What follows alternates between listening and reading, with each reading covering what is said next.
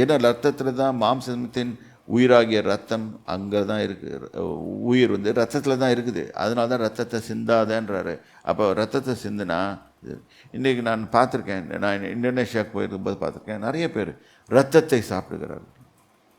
இன்னும் இந்த மாதிரி இடத்துல தேவ கோபக்கணி தான் வரும். And they are also going to worship. To my amazement, I saw a lot of Christians got possessed. புதிய உடன்படிக்கையில் போட்டிருக்க ரத்தத்தை புசிக்காதேன்னு, ஆனால் செய்கிறாங்க, இன்றைக்கும் செய்கிறாங்க. அப்புறம் கர்த்தர் எங்கள் மேலே கிருபையாக இருக்கணும்னு சொன்னால் எப்படி இருப்பார்? அதுக்கும் நம்மளுக்கு புரியணும்னா let us turn our Bibles to Acts chapter. இப்போ வந்து ஏர்லி சர்ச்சில் இன்ஸ்ட்ரக்ஷன்ஸ் போகுது, மக்களுக்கு என்ன செய்கிறதுன்னு தெரியல. எல்லாம் ஜெபிக்கிறாங்க, பைபிள் இதை தோரா வாசிக்கிறாங்க, எல்லாம் நடக்குது, எல்லாம் நடந்துட்டு ஆவியானவர் இடைப்பட்டு கொண்டு இருக்கிறார். அப்போது ஒரு இன்ஸ்ட்ரக்ஷன்ஸ் வருது.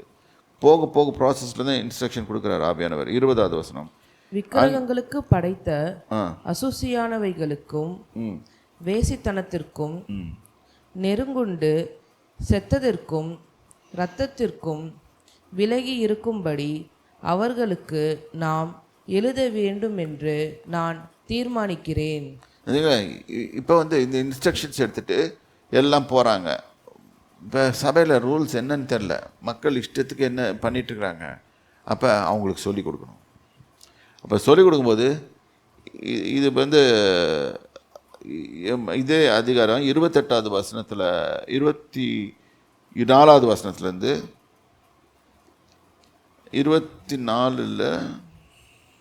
25 பாருங்கள்.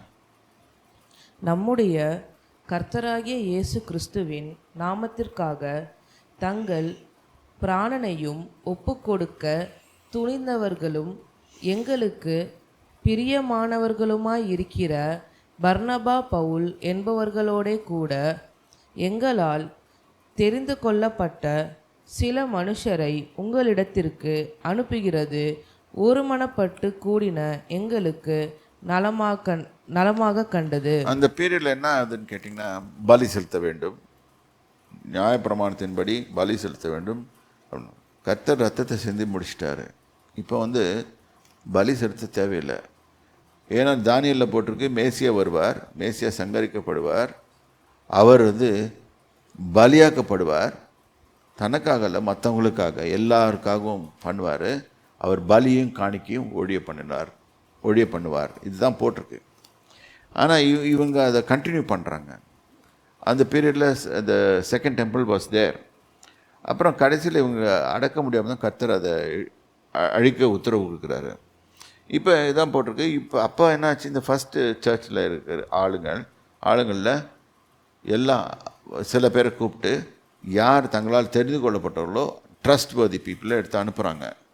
அனுப்பும்போது அதான் போட்டிருக்கு, எங்களால் தெரிந்து கொள்ளப்பட்ட சில மனுஷரை உங்களிடத்தில் அனுப்புவது ஒருமனப்பட்டு கூடின எங்களுக்கு நலமாய் காணப்பட்டது. இந்த இடத்துல ஒரு மனத்தை நோட் பண்ணிக்கோங்க, பின்னால் பார்ப்போம்.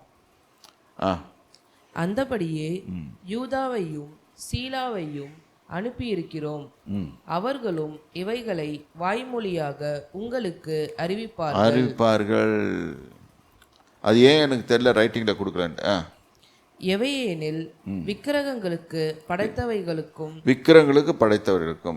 இரத்தத்திற்கும் நெருங்குண்டு செத்தத்திற்கும். ஏன்னா நெருங்குண்டு செத்ததை சாப்பிடாதன்னு சொல்றாங்கன்னா, அதில் ரத்தம் கிளாட் ஆகிருக்கும். அந்த ரத்தத்தை ஃபுல்லாக எடுக்க முடியாது. ஓகே. வேசித்தனத்திற்கும் நீங்கள் விலகி இருக்க வேண்டும். வேசித்தனத்துக்கு பாருங்க, எங்கிட்ட ரத்தம் சாப்பிடாதன்னு புதிய உடன்படிக்கை சபையில் தான் போட்டிருக்குது. ஆனாலும் கர்த்தர் பரிசுத்தமாக்கிட்டாருன்னு சில பேர் சாப்பிட்றாங்க. No, God never took all the things. அவர் வந்து பலியையும் காணிக்கையும் ஒழிய பண்ணார். மேசியா எல்லா பாவத்தையும் மன்னிக்கிறாரு, எல்லாருடைய பாவத்தையும், present, past and future, everything. But we have to have faith on. இப்போ எங்கள் வீட்டில் இவன் என்ன கேட்குறான், let us come back to gain. கர்த்தர் கேட்குற, என்ன செய்தாய்?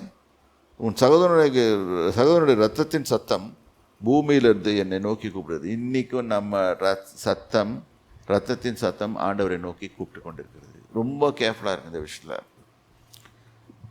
இப்போ 11th verse படிப்போம். இப்பொழுது உன் சகோதரனுடைய இரத்தத்தை உன் கையிலே வாங்கிக் கொள்ள தன் வாயை திறந்த இந்த பூமியில் நீ சபிக்கப்பட்டிருப்பாய். இங்கே பாருங்களேன் எப்படி போட்டிருக்குது, ரத்தத்தை வாங்கிட்டா அந்த இடம் சபிக்கப்பட்டிருக்கும். Real I'm telling you sense of God, ரத்தம் not only directly murdering a person but doing against the person also. அதை இயேசு கிளியராக சொல்கிறாரு. கொலை செய்வது எப்படின்னு, கொலை செய்வதுக்கு சமானம் எதுன்னு சொல்லிட்டு சொல்கிறாரு. அப்போ ஆட்டோமேட்டிக்காக நம்ம இப்போ சில பேர் பில்லி சூனிய கட்டுகள் மந்திர கட்டுகள் எல்லாம் செய்கிறாங்க. ஏன்னா மற்றவங்க பார்த்து பொறாமப்பட்டு. இந்த whole episode started in the thing of பொறாமை. ஏன்னா ஆபேலோட காணிக்கை கர்த்தர் அங்கீகரிச்சிட்டாரு. அதனால கர்த்தர் இவன் நினைச்சான் பிசாசு இவரை ஆசீர்வதிக்க போகிறார். பிசாசுக்கு வேறு கணக்கு இருக்குது, அது இன்னொரு நாள் சொல்லித்தரேன். ஆனால் இதை யூஸ் பண்ணது அவன் மனுஷனை தான் யூஸ் பண்ணான். காயினா own brother killed is own brother. ஆனால் கர்த்தர் சொல்கிறாரு, ஐ வில் டேக் ரிவெஞ்ச். நீ ஏன் கொன்ன, அதனால பூமி தன் பலனை கொடுக்காம. நீ நிலத்தை பயிரிடும் போது அது தன் பலனை இனி உனக்கு கொடாது. ஏன் பலன் தர மாட்டேங்குதுன்னா இதுதான் விஷயம். ஓகே, பலனை கொடுக்காது. ஏன்னா நம்ம மனுஷ கொலைபாதக, அவன் ஆதி முதல் மனுஷ கொலைபாதகனாக இருக்கிறான்னு போட்டுருக்கோம். இயேசுவே சொன்னார், பிசாசானவன் ஆதி முதல் மனுஷ கொலைபாதகன். படிங்க. நீ பூமியில் நிலையற்று அலைகிறவனாய் இருப்பாய் என்றார். அதுக்கு என்ன பண்ணோம்? இதுக்கு நிறைய ரத்தம் சிந்துறதுல நிறைய இது வரும். சரி. அப்பொழுது காயின் கர்த்தரை நோக்கி, எனக்கு இட்ட தண்டனை என்னால் சகிக்க முடியாது. இன்று என்னை இந்த தேசத்திலிருந்து துரத்தி விடுகிறீர். அந்த ரிசல்ட் என்ன? அவர் சொன்னது வார்த்தையின் அர்த்தம் ஆட்டோமேட்டிக்காக he was cast out of the place. துரத்தி விடப்பட்டான். நான் உமது சமூகத்துக்கு விலகி மறைந்து பூமியில் நிலையற்று அலைகிறவனாய் இருப்பேன். என்னை கண்டுபிடிக்கிறவன் எவனும் என்னை கொன்று போடுவானே என்றான். என்ன ஆயிடுச்சுன்ட்டு தேவனுடைய கட்டளை இல்லை. இந்த இடத்துல நம்ம இப்படி தான் வாசிக்கிறோம். அவர் கட்டளையில் ஃபாலோ பண்ணாத போது நம்மளுக்கு பிரச்சனை வருது. இப்போ ஒரு உதாரணத்துக்கு தான் காமிச்சேன். இப்போ let us go back to Deuteronomy 11th chapter.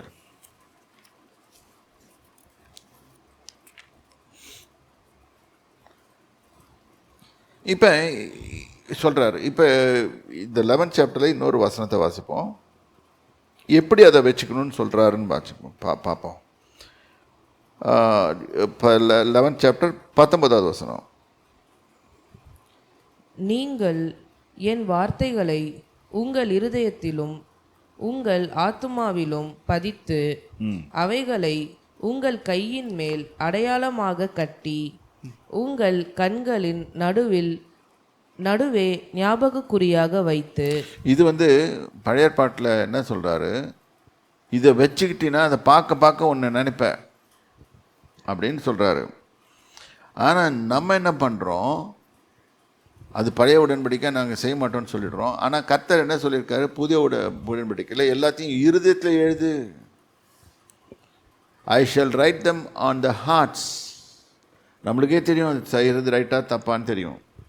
ஆனால் அதையும் மனசாட்சி குறுக பண்ணி பிசாசான என்ன பண்ணுறான், நம்மளுக்கு எது ரைட்டு தப்புன்னு தெரியாம பண்ணிடுறான்.